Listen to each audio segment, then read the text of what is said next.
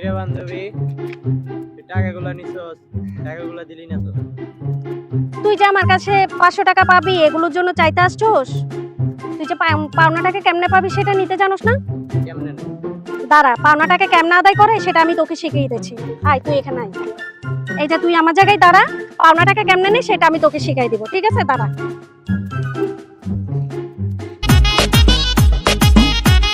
এই তুই এতক্ষণ আমার জায়গায় ছিলি না? আমি তোকে এতক্ষণ বলছি না পাওনা টাকা কেমনে আদায় করতে হয়? আয় তোকে দেখাই। বল, তোর থেকে না আমি 500 টাকা পাবো? দিবি? তোর থেকে না আমি পাবো? এতদিন লাগে পাওনা টাকা দিবি না?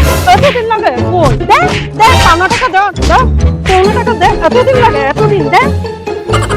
বন্ধু তাহলে এবার প্রস্তুতি নে, তোর পালা শুরু। দাঁড়া মামা, এবার প্রস্তুতি নে তাহলে।